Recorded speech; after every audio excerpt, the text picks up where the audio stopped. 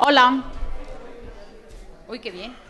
Pues muy buenas tardes a todos y muchas gracias por estar aquí como siempre. Pues es un placer con estas calores ver que no desanimáis y seguís asistiendo.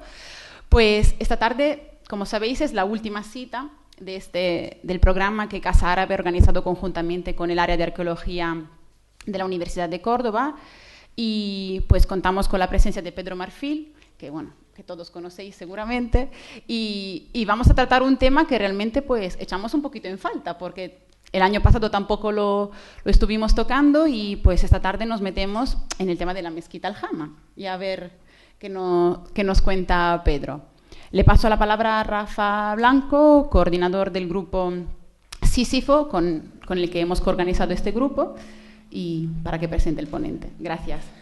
Muchas gracias, Mira. Ante todo, y aprovechando que hoy es la última conferencia de este ciclo tan nutrido que hemos tenido, tanto en cuanto a información como a público, lo quiero aprovechar para agradeceros a vosotros la deferencia que habéis tenido con nuestro grupo, con nuestro proyecto, lo que habéis aportado, que ha sido mucho a esta difusión del conocimiento y sobre todo del conocimiento de esa Córdoba islámica. Y desde un equipo muy completo, muy eficaz y muy profesional, desde vuestro director, al que tenemos que agradecer, a ti, a Rafael, a Javier, etcétera, todo. Eso ante todo.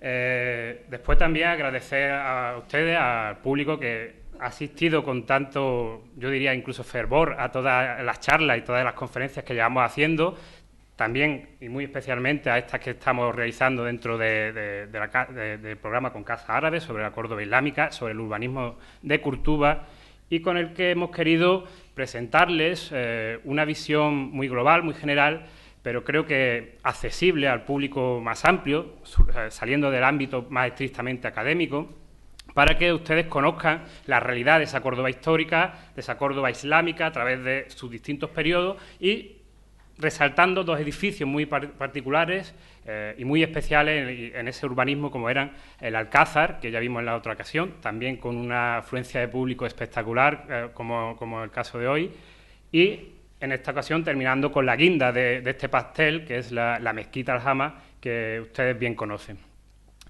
En tercer lugar, agradecer al ponente que aquí tenemos hoy, al profesor Pedro Marfil.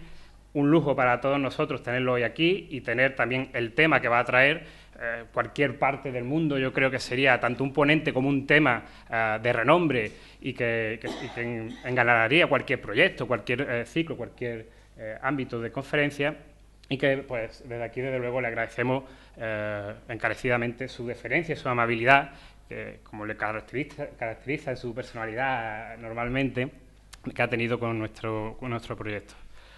El profesor Pedro Marfil, bueno, tanto el tema como el ponente son bien conocidos por ustedes. La mezquita Aljama es el icono de esta ciudad, el icono de Al-Ándalus y el emblema incluso del Islam medieval, como bien saben. Es un edificio, posiblemente el elemento de Córdoba que más ha salido fuera de esta ciudad, no solo dentro de España, sino en ámbitos internacionales. Y el ponente que lo tenemos aquí es, a buen seguro, quien mejor conoce a este edificio en su realidad material y más directa. Lleva, creo que 17, 18 años ya trabajando en la mezquita. Muchos lo conocemos como el arqueólogo de la mezquita directamente, porque no es lo único que ha hecho, ni mucho menos. Ha tenido infinidad de excavaciones desde su juventud hasta hoy, que todavía es joven, aunque con la barba lo aparenta menos. Pero que le han dado una experiencia, pues, desde luego, que ya desearíamos más de uno. Excavando en gran parte de la geografía española y también en Córdoba. Ha estado en excavaciones tan importantes pues como las que se realizaron en la mezquita iglesia de Santa Clara, en Cercadillas, coordinando las importantes excavaciones de Cercadillas, y en muchas otras excavaciones como las que les he mencionado. Pero sobre todo ha estado, como digo, excavando la mezquita en todos sus ámbitos. No solo lo que ustedes pueden reconocer como excavar, que es profundizar en el suelo, hacer una estratigrafía a nivel del suelo, de su suelo, sino que, y eso es lo que a mí me sorprendió desde que me dio clase ya de esto hace unos años, cómo se podía trasladar todo eso al edificio entero, incluso a sus techumbres, que también podríamos decir que no la ha excavado, sino la ha estudiado. Y todo con una rigurosidad absoluta que le convierte hoy pues, en un personaje insigne de la arqueología cordobesa, desde luego del edificio, ya es parte, aunque es joven todavía, es parte de esa historia, de esa historiografía del edificio.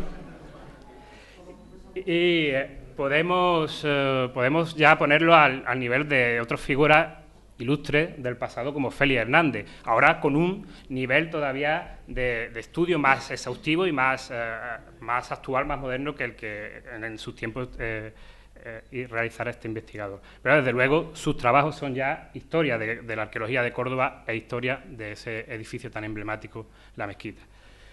Sin más dilación, pues ya doy paso al ponente y vamos a disfrutar y aprender todos con su charla.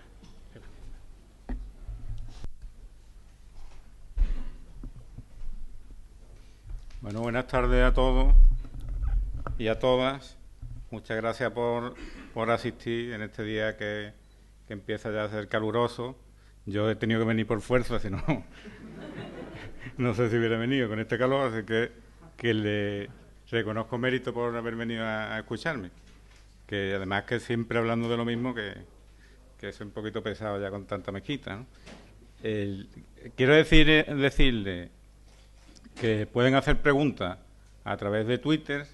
Saray, que la tenemos aquí, va a estar pendiente, y después en el turno de preguntas nos lo puede transmitir a través de Arqueo Córdoba. Hay personas, sobre todo estudiantes y eso, que pueden darle alguna vergüenza a preguntar, y por el Twitter seguro que no le da vergüenza. Filtraremos las preguntas difíciles, las filtramos. Después, yo voy a intentar ser lo más breve posible en la exposición para que tengamos por lo menos media horita de preguntas, porque me gusta más que interactuemos a soltarles yo un rollo que lo pueden leer en libros mejores que lo que yo les pueda decir. Así que voy a intentar ser breve y claro en lo que vamos a plantear, y después ya por las preguntas que salgan por donde sea.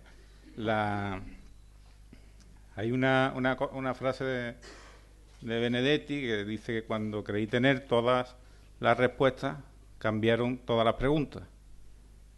Y eso pasa con la mezquita.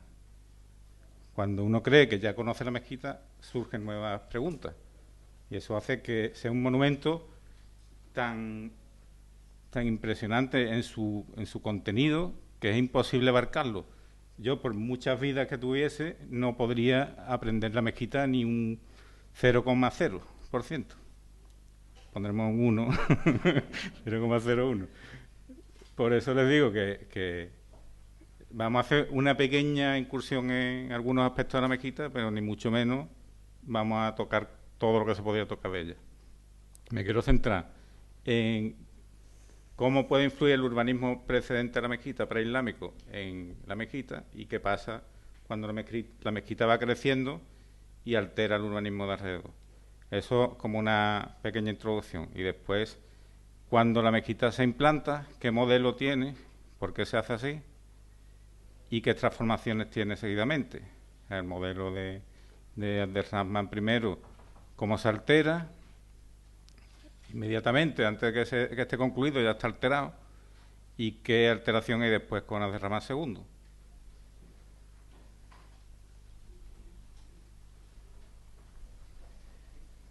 El urbanismo...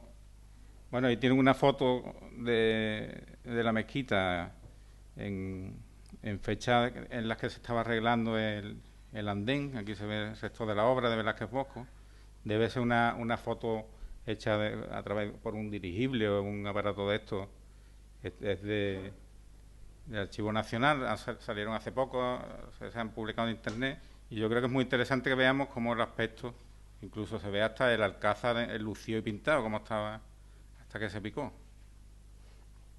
Es interesante para que vean el caserío de Córdoba, cómo se había mantenido prácticamente intacto a lo largo de los siglos. Cómo se ve la imagen de la mezquita resaltada dentro del parcelario de Córdoba, como un gran rectángulo. aparecen otros edificios grandes que van ocupando otras zonas, como el resto del Alcázar Califal y el Alcázar Emiral en el actual Palacio Episcopal, y una serie de calles que, por una parte, se van adaptando a la presencia de la mezquita y, por otra, son residuos de elementos anteriores a que la mezquita se implantase de esta manera. Ahora los vamos a ver en detalle. Aquí tienen la planta del Palacio Episcopal, la calle que va por detrás de la quibla, la calle mayor islámica, la Al-Mahalla al-Uzma, la calle mayor, la calle que delimita por el este la mezquita de Almanzor y la que tenemos en el norte. Otra calle la teníamos aquí, que nos quedan todavía restos en los callejones conservados detrás de la mezquita, que ahora yo creo que se ha vuelto a abrir como calle. Antes era un solar de propiedad del sagrario, ahora se ha abierto como calle y se prolonga aquí. Es decir, tenemos restos de una calle anterior a la mezquita y que delimitaba la mezquita por el este en tiempos de Abderramán I, de Abderramán III y de Al-Hakam II, y que se quedó amortizada por la ampliación del Almanzor y que se ha quedado fosilizada aquí en este tramo. Otra calle fosilizada la tenemos aquí, que sería la que delimitaba el patio por el norte. Esa delimitación del patio por el norte es del patio en época de Abderramán I y de Hisham. Cuando Abderramán III amplía el patio, amortiza la calle y se quedan estos restos de calle ahí cortada, ¿no? Que no continúa hacia acá.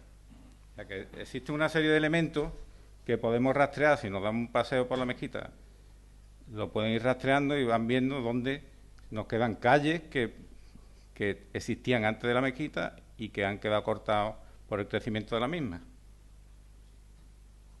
También existen una serie de elementos que han ido subsistiendo desde época islámica, como Santa Clara, que aludió Rafa, o restos del baño de Santa María, que lo tenemos aquí, la sala de abluciones, que tenemos esta zona en el Hotel Conquistador, los restos del Alcázar Califal, que está en el Palacio Episcopal, los restos del Sabat, que se excavaron aquí en la calle, excavaciones que se han realizado en esta zona. También han aparecido restos islámicos y restos preislámicos.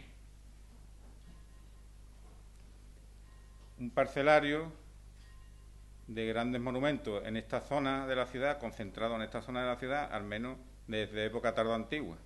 Desde época tardoantigua tenemos una concentración de elementos relacionados directamente con el poder y con la religión en toda esta zona, y que se han perpetuado, tanto así que todavía sigue estando ahí el Palacio del Obispo y todavía sigue estando ahí la catedral.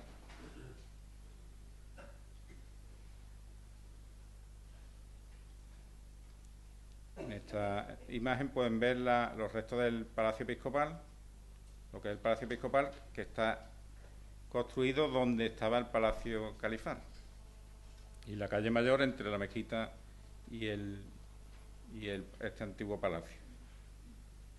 Si trazamos, este es un dibujo de mi compañero y amigo Ángel Ventura. Sobre él he trazado en rojo líneas de antiguas calles. Esta es una hipótesis de Ángel sobre el posible trazado del Cardo Máximo, y podemos ver restos de calles que iban delimitando la mezquita, la quibla de Al-Hakam II, que si la prolongamos se nos mete por aquí en el Palacio Episcopal. En excavaciones realizadas hace pocos años, justo debajo del adoquinado de esta calle, aparecía ya la calle romana. No sé yo si fueron las excavaciones que hizo el ayuntamiento para adecuar la Guadalupe Gómez Pizarro, ¿no? Ella excava ahí, fue levantar el adoquinado actual, y debajo estaba ya la losa romana de esta calle. Eso es así por el cambio de cota. Hay una bajada de cota tremenda desde este ángulo hacia acá, del terreno natural hacia el río, y nos encontramos aquí esta calle, una cota que es muy próxima a la cota romana. La mezquita lógicamente en su interior tiene que estar aterrazada para no crear desniveles en el interior, y se va quedando el suelo, la cota de suelo de la mezquita se va quedando alta, cada vez más alta. Yo creo que es casi más de 4 metros lo que tenemos el suelo aquí, que eso posibilita, por ejemplo, que la cripta debajo de la capilla de Santa Teresa, la cripta que hoy día es sala capitular del Cabildo, realmente desde dentro es un sótano, pero la ventana da a la calle. O sea que eso es así porque tenemos un edificio aterrazado, con un aterrazamiento artificial, con unos muros tremendos que están conteniendo esa tierra. Imagínense lo que supone construir ahí, teniendo que mantener el suelo a esa cota. Eso supone que tienen que construir auténticos muros de carga donde van a ponerse las columnas y se van a rellenar de tierra los espacios los espacios de cada nave, entre un muro y otro, se rellenan de tierra. O sea que no solamente la mezquita es lo que estamos viendo, sino que hay una obra subterránea que es tremenda. Voy a intentar ir más rápido. La fachada del Palacio Episcopal, que se nos conservan todavía restos de época islámica, restos de época emiral, serían estos más claritos, de época califal estos más altos, y lo demás ya reformas modernas. En el interior hicimos una serie de catas y apareció el muro emiral. Hay alzados enormes del muro emiral de época de Ramán II. Se realizaron excavaciones en el patio del Palacio Episcopal, porque se renovó el alcantarillado que estaba hecho del año 1920 y pudimos encontrar restos de época islámica y restos preislámicos. Ahora vamos a ver en planta. Aquí tenemos una serie de habitaciones emirales que son abandonadas en el siglo XII. Es decir, las habitaciones del Alcázar emiral se siguen utilizando durante el Emirato del Califato, época postcalifal, y se abandonan con la conquista. En los restos, en los estratos en los niveles de abandono sobre el suelo, había cerámica esgrafiada, que es lo que nos está demostrando que se abandona en el momento de la conquista, por lo menos esta zona. Justo en este sitio, los abandonos encima de los suelos de Almagra son del siglo XII, y los muros, sin embargo, son del siglo IX. En esta zona aparece un gran elemento de contención, que puede pertenecer a una puerta o a una especie de torreón, y resto de un muro que viene por aquí. Ahí tienen estas habitaciones que les digo, que aparecieron al renovar la zanja. Voy a ir más rápido. Los restos de ese muro que está en la zona sur, con una especie de puerta que se ha tapiado. En la zanja de cimentación de este muro, materiales visigodos. Y este es lo que les decía, casi en la esquina, que parece un gran bastión, y restos del muro que están rotos por la zanja de 1920. Esta tierra que ven aquí está encima de la cubierta de la canalización de 1920, que había roto todo esto. Por lo que nos encontramos un muro que va en esta dirección, en línea con la quibla de Al-Hakan. El muro es muchísimo más antiguo, y la quibla de Al-Hakan lo que se está adaptando es a la calle romana, y este muro se está adaptando a la calle romana. Y un edificio anterior de época visigoda que está forrado por un muro de época emiral. Es decir, es posible que estemos ante restos de ese alcázar, de ese palacio visigodo y alcázar emiral. Como han visto, hemos cavado muy poquito, pero por lo menos tenemos algunos datos interesantes y curiosos que nos abren posibilidades a hipótesis de trabajo para el futuro, para los arqueólogos que excaven aquí, sabe Dios cuándo. Eso es muy difícil que se hagan obras aquí. Querían hacer aquí una ampliación del Museo Diocesano, pero ahora mismo no se sabe si se hará o no. Si se hace y se puede excavar aquí, resolveremos muchísimas dudas con respecto al Alcázar, a su evolución y a su origen. Además, si se fijan, es muy curioso que tenemos una orientación, esta orientación aquí del Palacio Emiral, totalmente distinta a la que tenemos aquí en la mezquita. Se produce un ensanchamiento que puede ser intencionado o no, pero que este muro es mucho más antiguo. Tenemos también restos de época preislámica excavados por don Félix. A través del archivo de don Félix reconstruí esta planta. Las cosas que estén acertadas son debidas a don Félix y los errores son debidos a mí por haberlo hecho. Me tiré 2 meses haciendo rompecabezas con trocitos de papel del archivo de don Félix. Y tenemos estos muros. Hay fotografía antigua que se ve, por ejemplo, que aquí hay muros de sillería. Esto es lo que se ve ahora mismo dentro de la mezquita abierto, que se le ha puesto un cristal que tiene el resto de un mosaico, esta zona de aquí, esta esquina. Aquí como una hornacina que está enterrada, esta no se ve. Una especie de ácido en esta zona. Aquí don Félix dice que hay un pavimento de opus igninum hidráulico. Es decir, una serie de elementos con distintas orientaciones, distintas fábricas, que pertenecen a cosas anteriores a la mezquita. Como no se ha podido excavar, tampoco podemos decir muchas más cosas de él. Es posible que tengan relación con la sede episcopal de San Vicente, pero no tenemos tampoco demasiados datos para poder afinar y decir exactamente qué es lo que tenemos ahí. Don Samuel de los Santos pasaba al lado de las excavaciones que estaba haciendo don Félix, hizo este croquis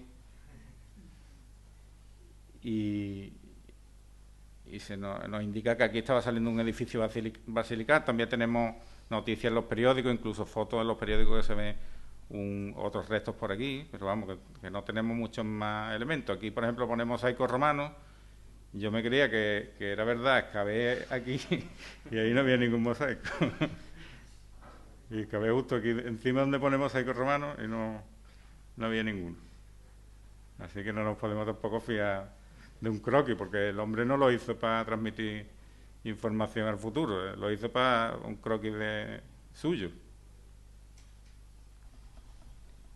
Incluso los mismos planos casi oficiales del monumento vemos como se van coloreando distintas zonas de planta y se dan por hecho cosas como, por ejemplo, que la planta de Ramán I llegaría hasta esta zona.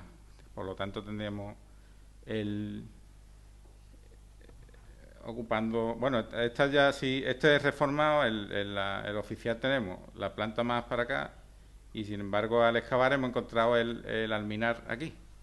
El alminar quedaría dentro de la planta de la mezquita. Ahora vamos a verlo. Aquí tenéis cuál sería la planta de la mezquita de Ramán I, de 80 por 80 metros, la quibla de Al-Hakam II. Aquí tenéis restos de la quibla de Ramán I, cuando lo excava don Félix. La calle que delimita la mezquita por el este, debajo la sala Abluciones de Ichán, el muro del este de la mezquita de Ramán I. Voy a ir rápido que...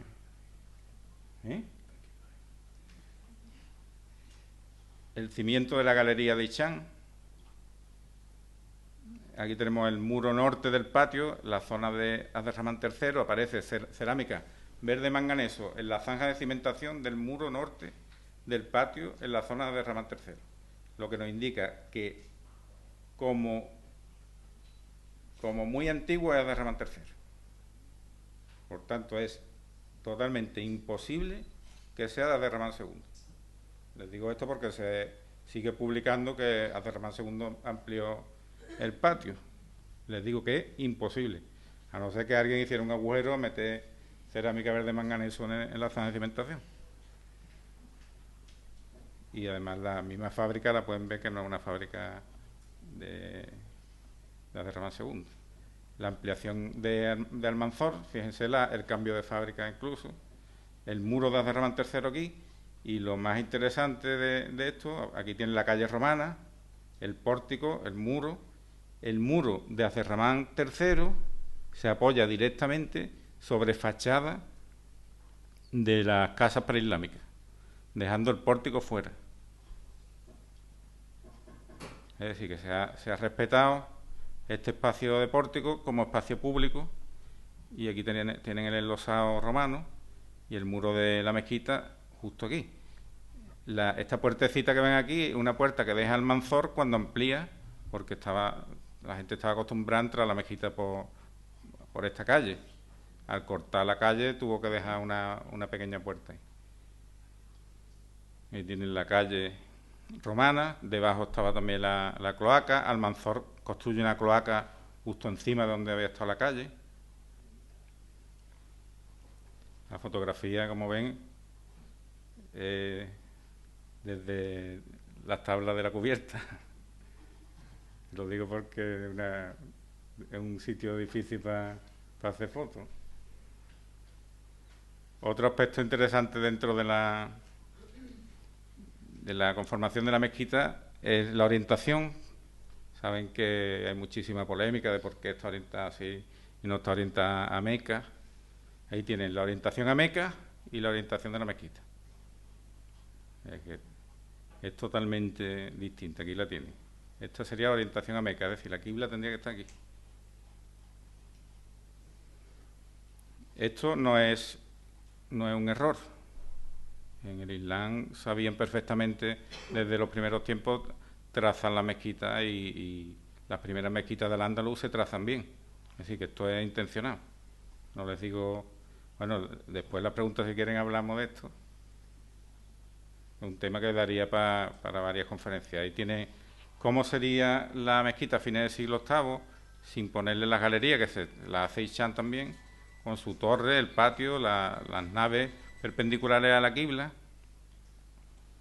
y en planta cómo sería la mezquita durante la construcción en época de Abderramán I.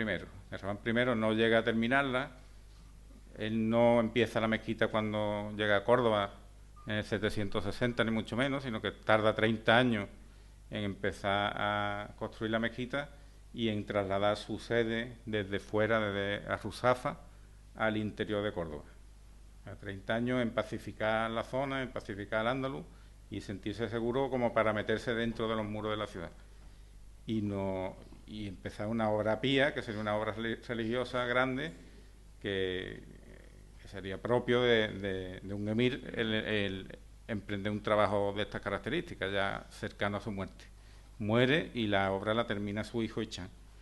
Nos encontramos que el proyecto de Abderramán I supone una mezquita más o menos cuadrada, casi cuadrada, y en la que tenemos una serie de naves perpendiculares a la quibla, hay unos contrafuertes muy alargados en la quibla.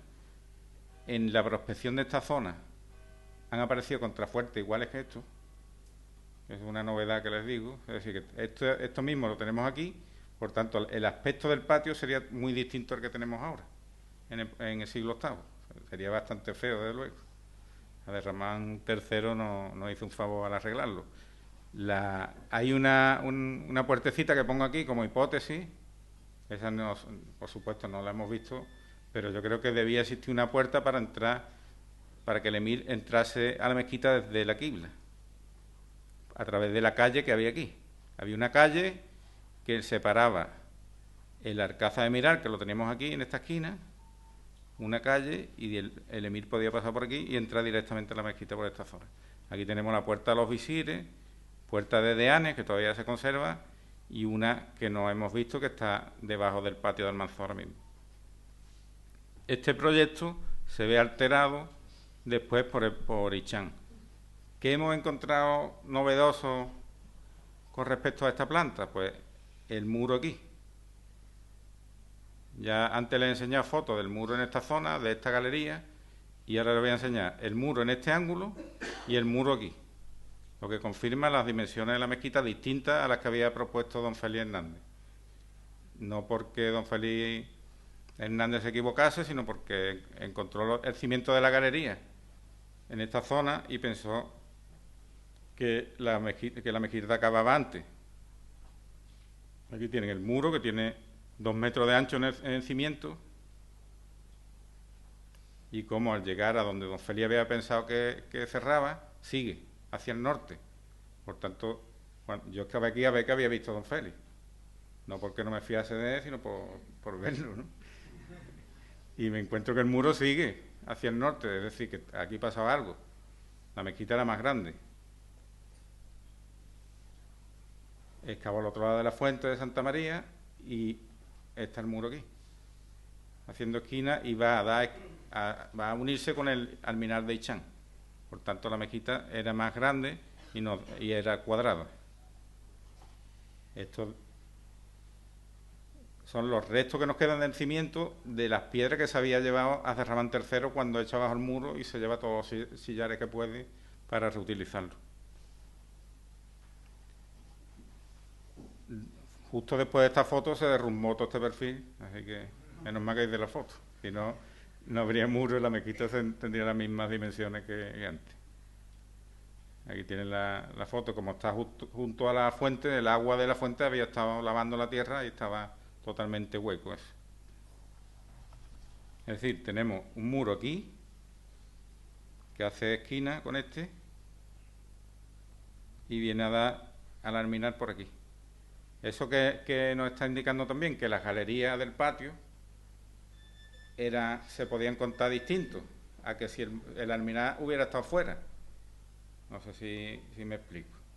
Don Félix planteaba que el alminar de Ichán se quedaba fuera, hacia la calle. Es una cosa ilógica, porque sería una torre ocupando el espacio público, ¿no? Y daba lugar a que tuviésemos una galería en el norte en vez de dos, y dos en los laterales. En el Muktabis se nos dice que había dos galerías en el norte, en el texto árabe, y en la traducción reciente se ha puesto una galería en el norte, y en el texto árabe pone dos, y hemos corregido al texto árabe pensando que sabíamos más que el texto, y cuando acabamos el texto estaba bien y los restos materiales no mienten, es decir, había dos galerías, no había una. Aquí tiene lo que excavó don Félix Hernández del alminar. Tenemos también los restos de esas abluciones que hace Ichán en esta zona. Ahora ya estamos metiéndonos en qué cosa transforma Ichán. Hace el alminar, construye una sala de abluciones, corta la calle que había hecho de Ramán I aquí, con la sala de ablución justo en el medio, y construye galerías o oratorio femenino en el interior. Estas son las novedades que aporta Ichán, que cambia profundamente el proyecto de Abderramán I. ¿Por qué? Pues porque nos corta la calle, pone aquí una sala de ablución, mete oratorio femenino en el interior, tiene que abrir una puerta para el acceso de las mujeres en esta zona y subdivide el interior. Es decir, que había un cambio tremendo en cuanto a la planta de la mezquita. ¿Qué supone que se corte la calle? Pues se supone que las mujeres, cuando acceden a la mezquita, a esta galería, tienen que entrar por detrás. Los textos nos dicen, las mujeres entran a la mezquita por detrás. Si no es con este croquis que lo vemos claro, no nos lo podemos explicar. ¿Qué quiere decir que las mujeres entran a la mezquita por detrás? Pues quiere decir que no pueden entrar por aquí y tienen que entrar desde la quibla, dando la vuelta y entrar a esta zona. Son elementos muy importantes en cuanto a las tendencias de la investigación actual en arqueología y en arte, en cuanto a las relaciones de género en los monumentos. Es decir, ya no solamente se estudia la mujer en un monumento, la mujer en el arte o la mujer en la historia, sino que se está avanzando y se está estudiando ahora cómo se relacionan hombres y mujeres dentro de un monumento. Y hombres y mujeres, cómo se relacionan en la mezquita de Córdoba, lo podemos estar viendo aquí. Cómo a fines del siglo VIII, Ichán crea oratorio femenino dentro de la sala de oración, separados, no sabemos cómo, puede que fuera algún elemento de madera o algo así. Los accesos son distintos que los accesos masculinos, pero sin embargo la posición en el rezo de la mujer puede llegar hasta quibla. Esto supone un elemento interesantísimo en cuanto a costumbres religiosas, porque hombres y mujeres pueden acercarse a quibla prácticamente en igualdad. Las mujeres no están en este momento de fines del siglo VIII obligadas a estar detrás del hombre o en otro sitio aparte, sino que dentro de la sala de oración puede llegar hasta la misma quibla. Eso es un tema que hay que profundizar, lógicamente. Estoy trabajando en ello y creo que es importantísimo para la historia de la mujer y para las relaciones de género, ¿no?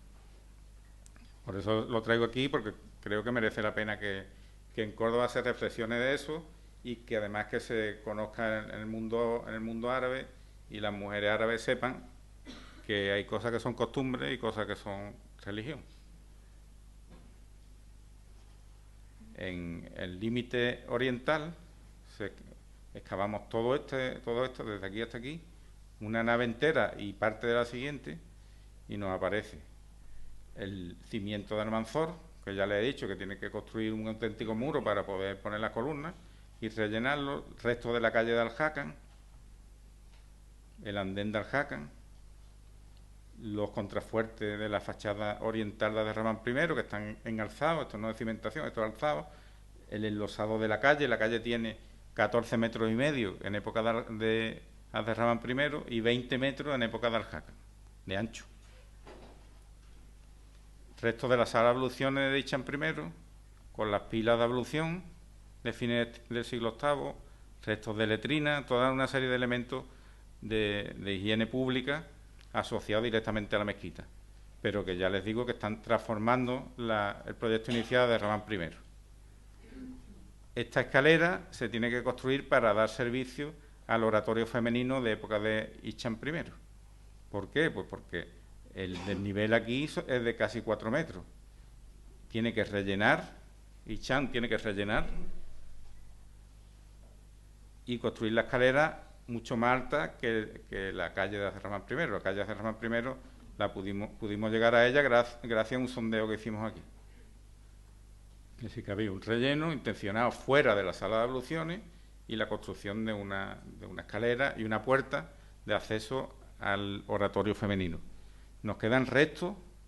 La escalera, como ven, tiene doble vertiente, tiene su meseta, tiene conservados restos de las mochetas de la puerta y aparecieron restos de decoración de esta puerta de Hicham. El resto de la escalera, un nuevo andén encima del antiguo, el antiguo está más para abajo, y estos son restos de decoración de la puerta de Hicham I, es decir, que serían restos de decoración de fines del siglo VIII, imitando a lo que se había decorado ya en la puerta de los visires, que sería de 786. Como ven, son sillares que están tallados directamente. La decoración escultórica se ha tallado directamente en los sillares de la puerta. Esto se publicó hace tiempo como el Mihrab de Abderramán I, pero no tiene sentido que lo sea, por un lado, porque no es una cámara, es simplemente un nicho, y por otro, por donde estaba, que apareció encima de esa escalera. Es una escalera que se amortiza en tiempos de Al-Hakan II. Por tanto, no iba a estar ese Mihrab de Abderramán I dando vueltas por una escalera, ¿no? Este sería la otra galería femenina que tendríamos en el lado occidental. Aquí tiene el acceso de la puerta de los visires. No me voy a meter con la puerta de los visires porque si no estamos aquí hasta Navidades. ¿Y qué pasa después con estos oratorios? Pues que en épocas de Ramán II se procede a ampliar la mezquita, que pasa durante la obra. Tenemos estas dos quiblas, se van a cambiar, sabemos incluso a través de una información de un eclipse, el día o los días en que estaba seguro la obra del 833, porque se nos dice que el eclipse, que fue a las 12 del mediodía, en Córdoba se quedó todo totalmente oscuro. Entonces nos encontramos que si buscamos a través de los programas que tiene la NASA para calcular los eclipses, buscamos no el día, lo han traducido mal y han traducido con un mes de diferencia. Si buscamos la fecha nos dice que ese día a las 12 del mediodía se quedó Córdoba totalmente oscura, que nos confirma que es verdad que en el 833 se están haciendo la obra. Tenemos una cronología absoluta. ¿Qué pasa con esta obra de Abderramán II? Pues que deja en medio los pilares. Estos pilares son los restos de los contrafuertes de la quibla de Abderramán I, están ahí en medio, pueden visitar la mezquita y lo verán. Amplía la mezquita más o menos con las mismas características que las de Abderramán I, pero deja los oratorios femeninos dentro. Esto sería la obra del 833, que es una ampliación de la sala de oración y dejando dentro los oratorios femeninos. Las fuentes nos dicen que Abderramán II amplió la mezquita una nave por cada lado. ¿Por qué dice la fuente que amplió una nave por cada lado? La escuela francesa escribió en sus tiempos multitud de artículos diciendo que se había echado abajo la fachada entera y se había construido una nueva. Entonces la puerta de los visires sería la de Abderramán II, como muy antigua. Don Félix excava aquí por lo mismo, intentando ver qué ha pasado, que si es verdad que se ha ampliado una nave por cada lado o no. Pues simplemente lo que se ha ampliado una nave por cada lado, porque el musulmán que entraba aquí, cuando pasaba la antigua quibla, veía una nave por cada lado más, porque esto estaba cerrado. Es decir, que es verdad, amplió una nave por cada lado, pero una nave útil para los hombres, para las mujeres era la otra. Cuando en el 848 se sacan los oratorios femeninos fuera y se ponen a las mujeres en alto en las galerías del patio, como si fuera un palomar, hay que decir las cosas claras. Yo me estoy frenando porque me están grabando. que saben que me gusta decir barbaridades, pero hoy me estoy controlando.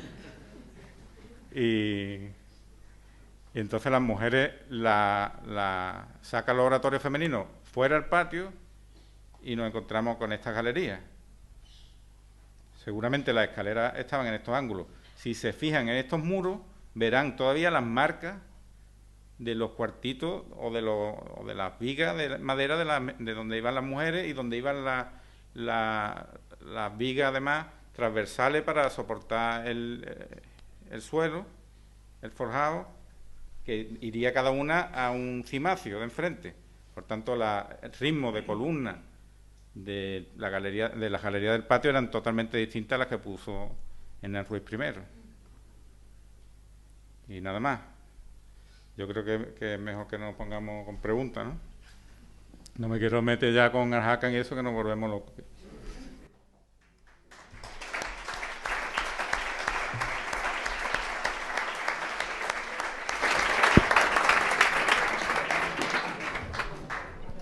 Muchas gracias, Pedro. Pues la verdad que nos has ofrecido bastantes elementos como para poder replantear, ¿no?, el conocimiento que tenemos de ese edificio, que pues resulta tan familiar, pero realmente es un gran desconocido, porque pues, por lo que nos estás contando, pues muchas de las cosas que creíamos saber, pues no serían exactamente así, ¿no? Pues seguro que hay muchísimas preguntas.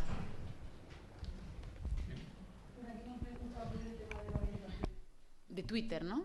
En Twitter han preguntado, no voy a decir quién. En Twitter han preguntado, no voy a decir quién, por la orientación. Ángel. ¿Quién va a ser si no? Por el tema de la orientación, de por qué la mezquita no está orientada a la Meca. Hay distintas hipótesis al respecto. Una la lancé yo hace unos cuantos años, que era que se había adaptado al urbanismo.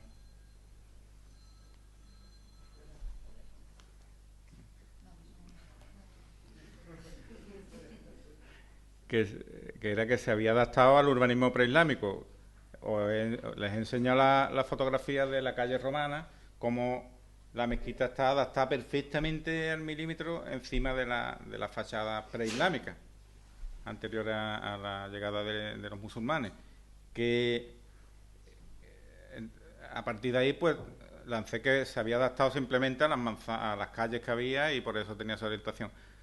Reconozco que yo creo que estaba totalmente equivocado, porque es imposible que una mezquita se adapte simplemente al urbanismo, porque hay ejemplos de mezquitas que por cambio en comprobar que su orientación no estaba bien, hacen reformas y hacen obras, cambian las orientaciones de las naves, que no les importa el aspecto que quede al final, ¿no? Así que el urbanismo no determinó la mezquita. Sin embargo, la mezquita está orientada así intencionadamente, porque no puede ser un error. Ya les digo que incluso la misma conquista venían los sabios, que les llamaban, que venían trazando las mezquitas. Por ejemplo, la de Zaragoza se sabe que era incluso el nombre del sabio que la traza. Que vienen unos sabios expertos en las orientaciones para buscar la orientación buena de la mezquita. Es una preocupación clave en el Islam. Así que mi idea actual es que se orienta así porque se quiere crear un santuario. La mezquita como santuario. Entonces la orientación no tiene por qué estar orientada a Meca. Y además tenemos en las fuentes que se nos dice, en el Muktabis se dice que los peregrinos vienen a Córdoba como bandadas de palomas blancas y dan vueltas alrededor de Meca, en el Mihrab de Córdoba.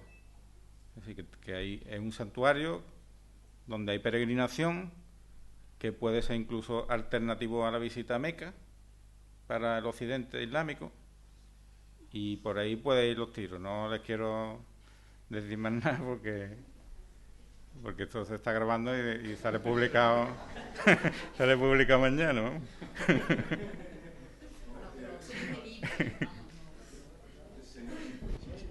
Es una muy verdadera hipótesis. Trabajo mucho sobre estos temas de las peregrinaciones.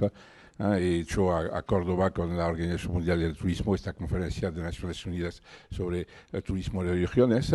En varios sitios es exactamente lo mismo. Como es un santuario donde los peregrinos pueden venir, por ejemplo, si hacemos 3 peregrinaciones a Córdoba, vale uno a la Meca, una cosa. Por ejemplo, se encuentra lo mismo problema en Tayikistán, con un santuario donde hay también no se entiende por qué, sino el hecho que era un santuario. Muchas gracias. Ahí tenemos también cosas parecidas en Egipto. Yo quería hacer una pregunta referida a la orientación también. ¿Tiene algo que ver la teoría de Olagüe, de Ignacio Olagüe, sobre la orientación? El hecho de que fuese una... No tiene nada que ver.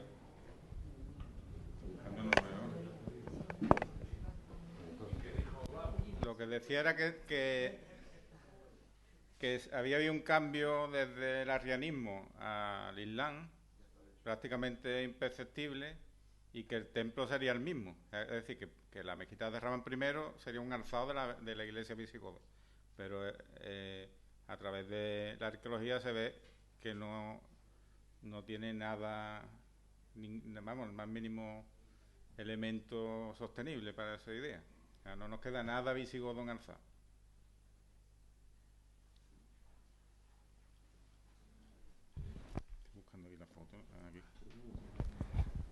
Antes de que Abderramán I empezara la mezquita, con posterioridad al 711, a la conquista musulmana, se supone que la mitad de la basílica visigoda se la respetaron y la otra mitad, ¿qué es lo que se hizo? ¿Una especie de adaptación al culto islámico o una mini mezquita anterior a la de Abderramán I?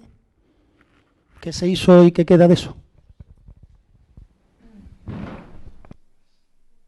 De los restos, bueno, ¿qué es lo que pasa en la mezquita cuando llega el Islam? ¿No? Eso es una pregunta muy interesante y daría para echar aquí unas cuantas horas de charla, ¿no?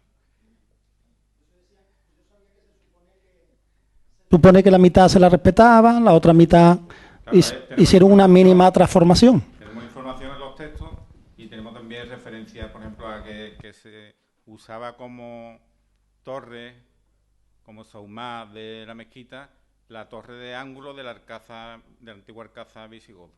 Desde ahí se llamaba La Ración, porque no había otra torre posiblemente en la cercanía. Se está usando esa torre y hay una matanza tal y cual asociada al año 760, que es cuando Abderramán I conquista de Córdoba. Entre la conquista de la ciudad, su capitalidad en el 716 y la construcción de la mezquita, en 785 se empieza a echar abajo San Vicente, 786 se empieza a construir. ¿Ahí qué ha pasado? Pues hay un periodo de abandono, y el abandono se ve a través de la arqueología, porque nos encontramos pavimentos de visigodos que están perforados por pozos negros, y en los pozos negros nos encontramos cerámica de esta ya tardo antigua visigoda mezclada con cerámica de Almagra, que la traen los bereberes, que es una cerámica de tecnología neolítica que siguen fabricándola todavía en el Atlas, que está impermeabilizada con óxido de hierro, ¿no?, a la Almagra. Pues esa cerámica aparece en los pozos negros que están perforando el espacio público preislámico. ¿Eso qué nos indica? Pues que están tirando basura en un espacio público que era de la sede episcopal de San Vicente. El rezo no se hace ahí, el rezo se está haciendo fuera, en los espacios grandes del exterior de la ciudad, que es un rezo además de las tropas, ¿no?, un rezo militar. No se está haciendo en esos primeros momentos, no se está haciendo un rezo en ninguna mezquita, creo yo.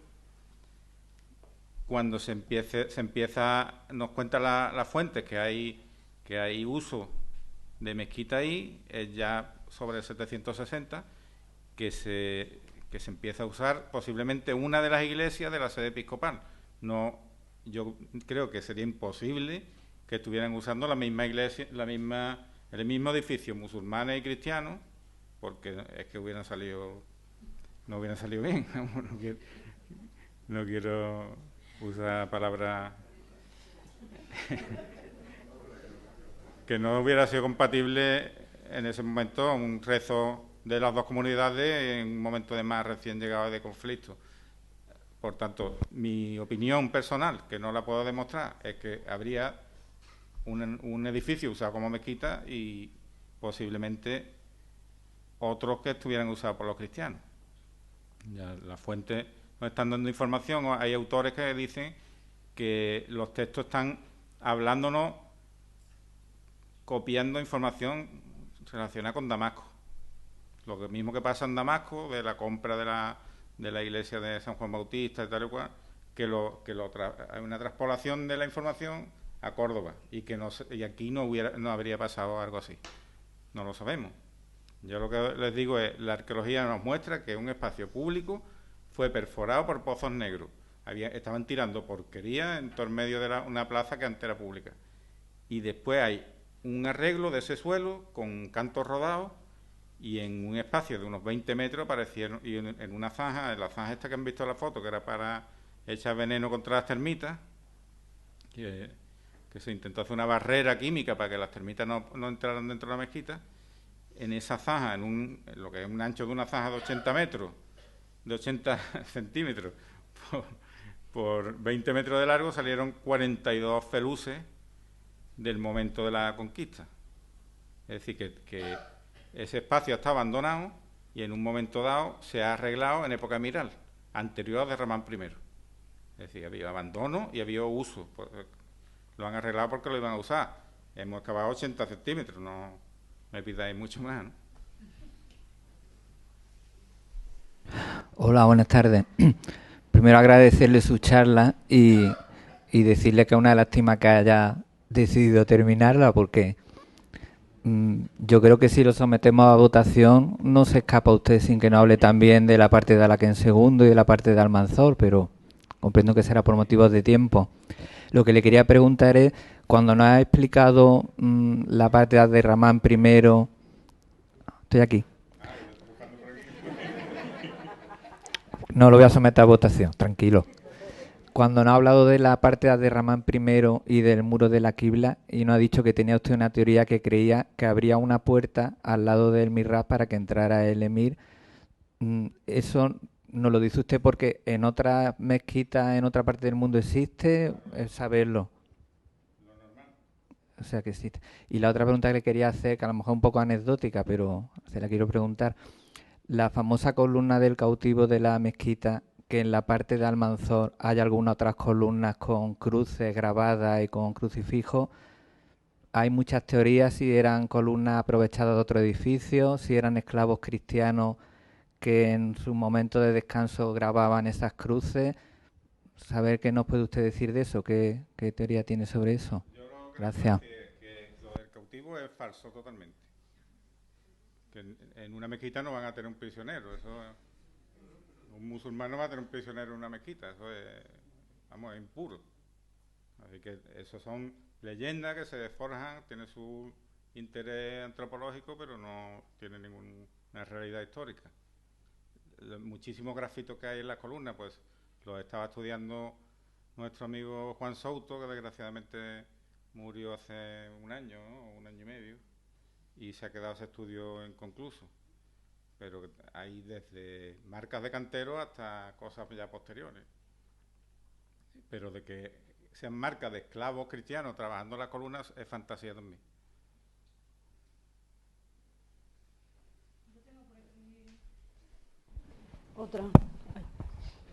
Otra pregunta vía Twitter de Juan Carlos. ¿En qué modelo se inspira la mezquita de Córdoba? Un modelo arquitectónico, entiendo. Es un modelo muy clásico de planta basilical. Y lo más cercano, pues, por ejemplo, al Aqsa de Jerusalén.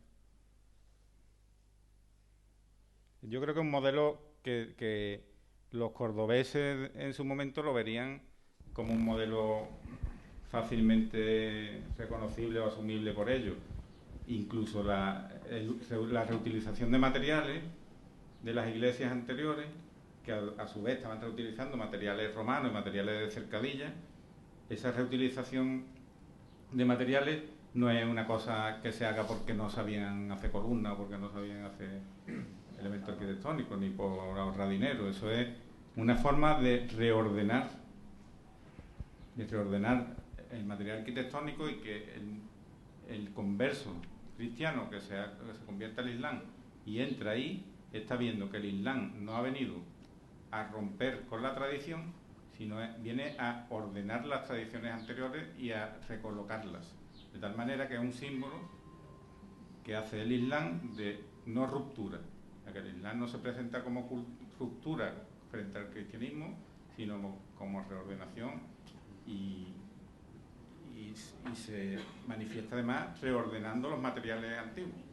Que está identificando los capiteles de iglesias que le había estado anteriormente a que se construyera la mezquita. Un poco retomando la pregunta anterior, respecto a si había allí prisioneros y demás, creo que la mezquita no se utilizaba solo para un lugar de culto religioso. Creo que lo usaban para impartir justicia, para enseñanza y demás, tengo entendido. No puedo en absoluto confirmarlo por ningún estudio y reconozco su capacidad sobre mí en ese sentido, pero creo que por lo menos yo lo que he leído es que allí se impartía justicia y en fin, no era solo culto. El uso de la mezquita puede ser variado, sobre todo en la zona del patio. Ya que no imaginemos un tribunal dentro de la mezquita. En el patio sabemos que llegaba, en la historia de los jueces de Al-Sohami se nos cuenta cómo venían los jueces, por ejemplo, venían en burro, en caballo, y se tenían que parar en la puerta del alminar. En el camino lo asaltaba la gente para intentar influir en ellos, y eso estaba prohibido. O sea, que si se leen esa obra verán como siempre está saliendo la mezquita constantemente porque iban ahí al tema de la justicia, pero no es dentro de la mezquita, es en el patio. Y la hipótesis de que la mezquita funcione como madrasa, que creo que por ahí van los tiros, eso es totalmente falso. La mezquita no es una madrasa. ¿Habría otro edificio que haría de pero mucho más tardío. Hola Pedro, muchas gracias por tu charla. Siempre es un placer escucharte, y como ya lo sabes. Bueno, sabes también que los franceses, que somos siempre, pensamos de forma muy extraña. Entonces, que cuando se estudia el mundo islámico, tenemos, por ejemplo, gente como Pierre Guichard, que es un experto, o Patrick Cressier, que dicen, bueno, hay que tener mucho cuidado al momento de leer y de interpretar los textos árabes. Y de otra parte tenemos otro especialista como Christine Mazuri-Gantar, que dio hace poco, hace ya un año o dos, una conferencia en la biblioteca de Villa del Andaluz, que es una persona que se basa sobre todo sobre las fuentes árabes para sacar sus conclusiones. Entonces que tenemos dos perspectivas totalmente antagónicas. Por ejemplo, también en el caso de Córdoba, el momento de la conquista en el 711, pues se dice que Córdoba, que se había tomado Córdoba con las armas, y hubo conclusiones de que Córdoba, al final, que la conquista de Córdoba fue como la de Zaragoza, que hubo un pacto. La pregunta que yo te hago respecto a la mezquita, tú que conoces muy bien los textos y la realidad material, si existe una relación bastante faciente, exacta, entre lo que dicen las fuentes escritas y la evidencia arqueológica. Muchas gracias. Gracias, Christopher. Pues yo creo que ahí depende de la fuente que consultemos. Hay algunas que son que son fantásticas, como bien saben, ¿no? Y siempre intentan que los materiales que se han traído vienen de unas zonas muy lejanas, que son materiales. Después la realidad es que por ejemplo, Al-Qadam al-Luqui, la piedra no es una piedra de Oriente, sino que es de Luque, del pueblo de Luque. Y se han visto las canteras y es de aquí de la misma provincia. O sea que muchas veces, incluso las traducciones, intentan que todo sea fantástico y una cosa utópica y son mucho más normales, ¿no? Lo que sí vemos es algunas fuentes que son muy exactas, como las que os he dicho del Muktabis, es muy exacta. Y incluso la referencia que te he dicho del eclipse se puede comprobar y da exactamente hasta el día y la hora. Que podemos pensar muchas veces que las fuentes son una cosa muy imaginativa, ¿no? Pero si te dicen ese día se tuvo que hacer la oración en otro lado, en la mezquita de Abu Othman, porque la aljama estaba en obra, y comprueba que el eclipse fue verdad, fue ese día y a esa hora, nos está indicando que la fuente es muy fiable. Entonces, ya te digo que depende. Los anales palatinos de Al-Hagan II, por ejemplo, son muy fiables, aunque hay otras ya tardías del siglo XVI y demás que pueden meter muchos elementos fantásticos, pero con respecto a la mezquita es muy interesante que podamos ir contrastando a través del estudio de arqueología de la arquitectura las distintas fases con la información contenida en la fuente. Hay, por ejemplo, un caso que es el Sabbat de Abdalá, que yo estaba convencido que la puerta de San Miguel, la puerta pequeñita por la que entran los canónigos, que esa puerta era más antigua, que era la de Ramán II, y cuando he hecho el estudio de estratigrafía muraria, gracias a que se quitó el retablo de San Miguel, del Arcángel, y he visto que no, que un agujero que se abre rompiendo el muro desde Ramán II. Por tanto, las fuentes no están diciendo la verdad, que no es desde Ramán II. Muchas veces nosotros nos pasamos de listos, y es la realidad material la que nos dice por dónde van las cosas. Todo lo que sea ilógico en arqueología es imposible.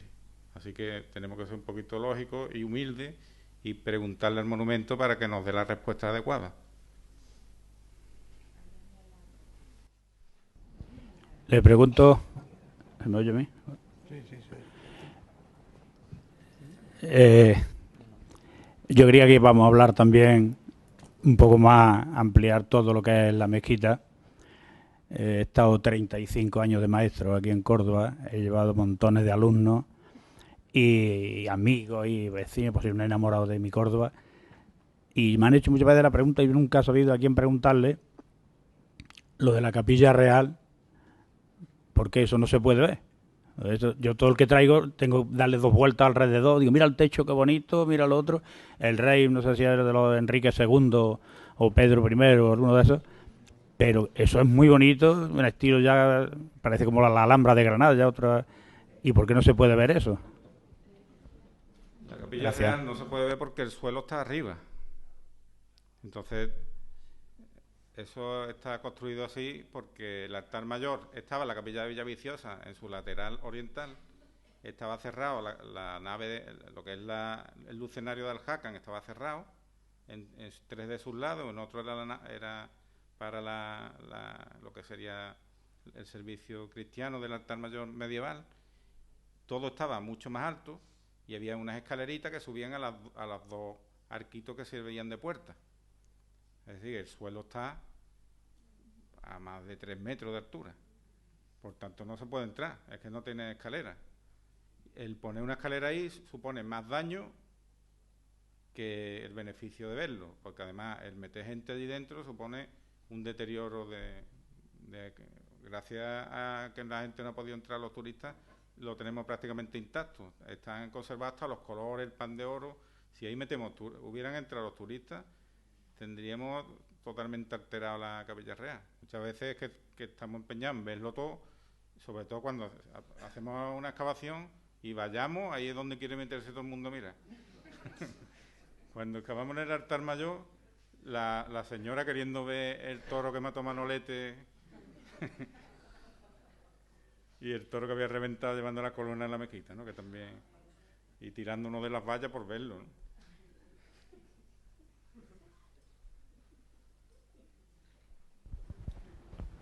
Sí, yo quería preguntarle por el gran material de acarreo que se usó para la construcción de la mezquita.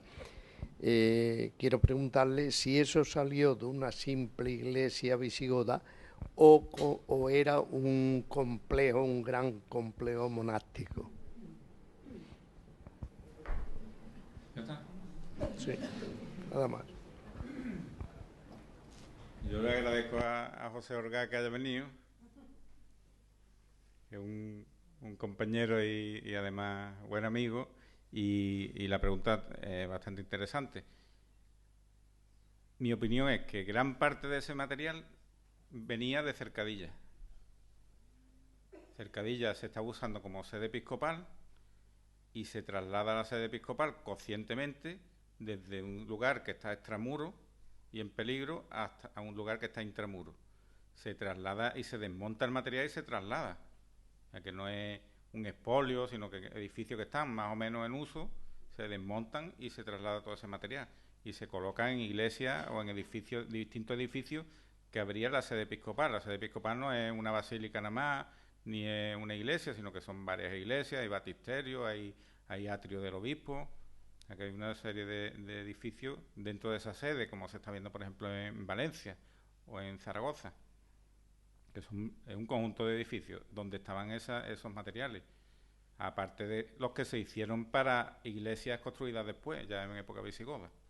Así que son materiales, por un lado, trasladados de otros sitios y por otro, construidos para colocarlos allí, de distintos edificios. Cuando los musulmanes van a construir la mezquita, pues desmontan todo y lo vuelven a montar. Y aparte traerían materiales de otras zonas también. Sabemos que las iglesias del interior de los muros de Córdoba no se pueden volver a utilizar a través de ese posible pacto que hay y compra de San Vicente. La iglesia del interior de los muros de Córdoba, de la Medina, no se dejan de usar y se da autorización para que se vuelvan a usar las de fuera de la Medina. Entre ellas, por ejemplo, la iglesia de los Tres Santos, que es donde está ahora San Pedro, que es donde se coloca la catedral mozárabe. Y es verdad que estaba allí. Yo hice ahí una excavación, encontré una necrópolis mozárabe y encontré restos visigodos de decoración y de piezas de altar y también cimacios mozárabes. Que es verdad que había un edificio visigodo y un edificio mozárabe. Ahí se pone la catedral que se traslada desde la de San Vicente. Y tengo también la prueba de que se dejan de usar las de intramuros, porque en Santa Clara la iglesia que había allí se abandona y no se vuelve a construir nada hasta época de Almanzor. Hasta fines del siglo X o principios del siglo XI no se construye la mezquita de Santa Clara encima de la iglesia que había allí. O sea que desde el siglo VIII hasta principios del siglo XI hay un solar enorme sin construir, que había sido iglesia. Una de las cosas interesantes sería ver la propiedad de esos terrenos, ¿no? A quién pertenecen, por qué están vacíos y no de quién es la titularidad. Y luego me gustaría que nos hablaras del color de la catedral, porque a mí, yo cuando he ido allí contigo me enseñaste los restos que hay del color de la fachada, y creo que sería bastante interesante porque es una cosa que a mí me llamó mucho la atención.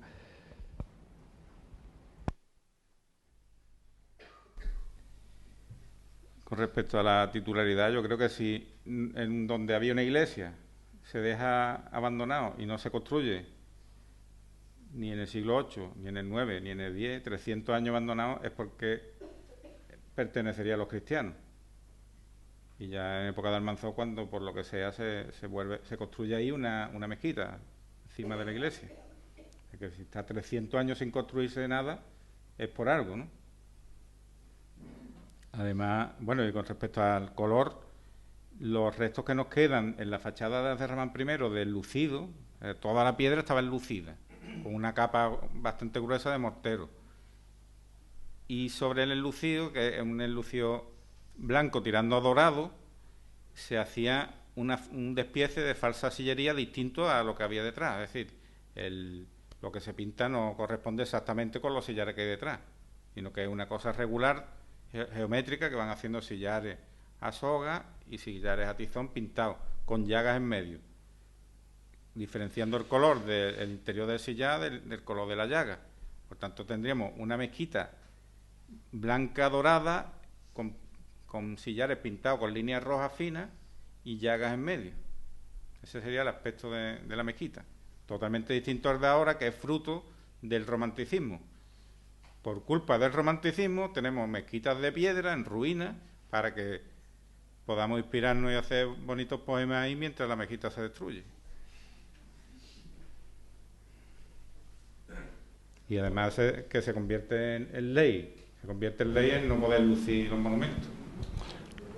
Una pregunta sobre los que han construido la mezquita, los trabajadores. ¿Qué ha pasado? ¿Había gente de varias religiones? ¿Había canteros, ¿cómo se dice? Masones y todo eso, que estaban, gente, albañiles y todo eso? ¿No había que tener solamente musulmanes? Lógicamente, en el 786 la mayor parte de la población no era musulmana. Y además los musulmanes casi todos habían llegado en el momento de conquista, con contingente de tropas y demás. Sin embargo, el que diseña la mezquita y la técnica constructiva de Ramán I es oriental. Utiliza un aparejo que no se había usado aquí nunca. Unos módulos orientales. La decoración, la técnica de decoración que aplica es labrando directamente los sillares, haciendo decoración vegetal y decoración epigráfica, y se enluce y se echa yeso. O sea que entre el labrado de la piedra, esculpiéndola, y el yeso tallado también, después todo pintado, se está haciendo lo mismo que se estaba haciendo en Oriente, en Siria, en Jordania, en Palestina.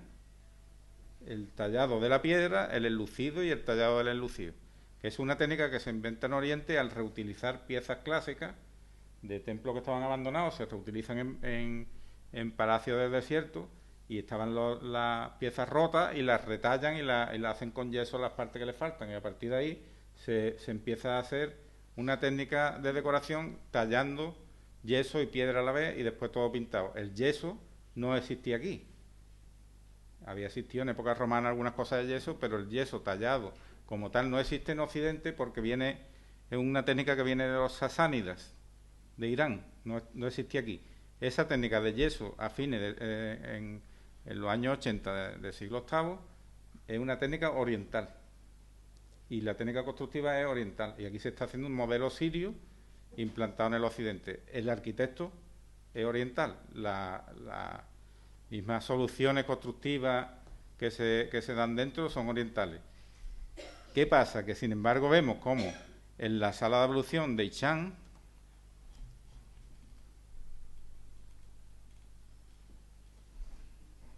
que lo tenemos aquí,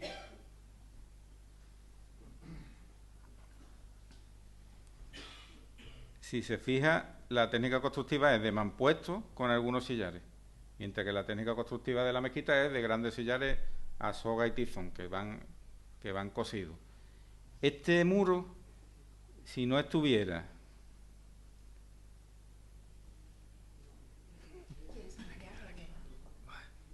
Dios. Aquí. Este muro, si lo encontramos en un solar de Córdoba, yo creo, si yo me lo encuentro, digo que es un muro visigodo. No sé mis compañeros aquí presentes qué es lo que dirán, pero yo me encuentro este muro y me da una pinta visigodo tremenda. ¿Qué pasa? Que es un muro que está apoyado sobre la fachada de Abderramán I, o sea que no puede ser visigodo. ¿Qué pasa? Que los que lo han construido son albañiles que vivían aquí y seguían usando su misma técnica. Sin embargo, nos encontramos también en el patio, por ejemplo, hay depósitos hidráulicos, depósitos de agua, que están hechos con la técnica de opus signinum romano. Todavía en época visigoda están usando opus signinum. El signinum romano es para impermeabilizar. Lleva puzzolana, que viene de la Campania, que es un cemento natural de volcánico. Esa puzzolana se mezcla con ladrillo y cerámica machacada, y con cal, hay veces que le echan otros materiales, y da una superficie impermeable. Pues ahí encontré restos de un depósito hidráulico que dentro de la mezcla había un feluz. Un feluz islámico dentro del opus signinum. Al partirlo, que lo rompéis para llevarme un trozo, porque iban a hacer la zanja allí, y dentro me encuentro un feluz. Quiere decir que se está usando opus signinum mientras hay material. Cuando deja de llegar puzzolana, se empieza a hacer los revestimientos hidráulicos al estilo islámico, que es con gravilla, la grava pequeña mezclada con la cal y la arena, y después todo se impermeabiliza con almagra, que es una técnica que no se usaba aquí. O sea, que los cambios técnicos no solamente es porque cambien las personas, sino porque no hay material y tienen que adaptarse. Y lo más interesante para mí no solamente quién lo ha hecho, sino que circulan ideas, y en esas ideas circulan modelos y cosas que se habían forjado no solamente en el mundo sasánida, sino en Asia Central, y el contacto de la ruta de la seda nos están llegando al occidente. Y Córdoba se convierte en una isla oriental en el occidente.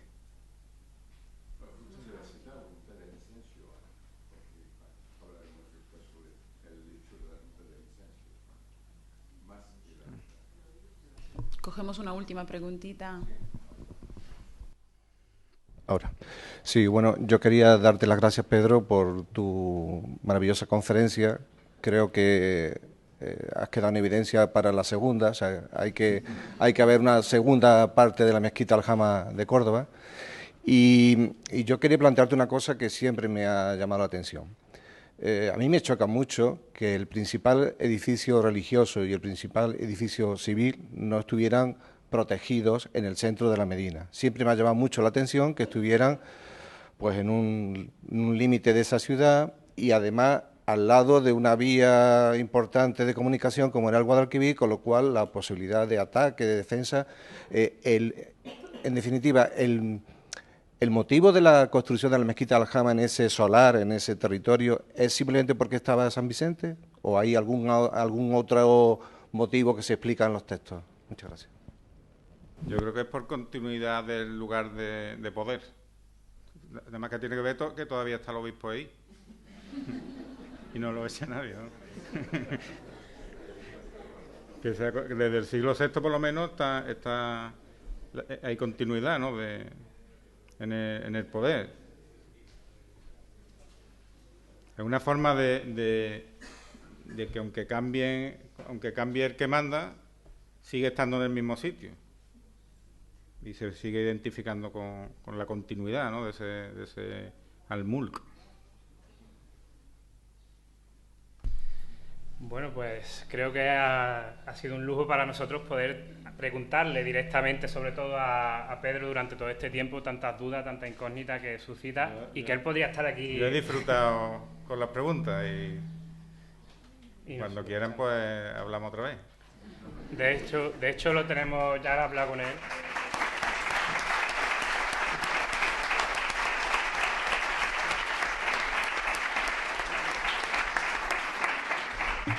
Le tomo la palabra y eso quiere decir que después del verano seguramente pues intentaremos dar otra charla, a lo mejor diferente, con nuestro estilo, y cogiendo esa parte que ya se nos ha quedado fuera, ¿no? No, de hecho con este ciclo hemos dado pie a un segundo ciclo, el segundo semestre seguro, vamos, porque se han quedado muchos temas pendientes y con mucho interés por parte del público, que de verdad agradecemos por acudir siempre tan cariñosamente a las charlas que organizamos. Y Pedro, así que ya sabes. Muchas gracias que estás invitado al Seminario de Arqueología y a la Casa Árabe por invitarme y me tenía a vuestra disposición. Gracias. Pues nada, solo quería agradeceros eso, pues el cariño con el que nos habéis seguido en esos seminarios, en este ciclo de conferencias. Agradecerle al área de arqueología, a Rafa, a Ana, al profesor Vaquerizo. Y nada, pues seguimos aquí y esperemos retomar algo más en el segundo semestre. Gracias.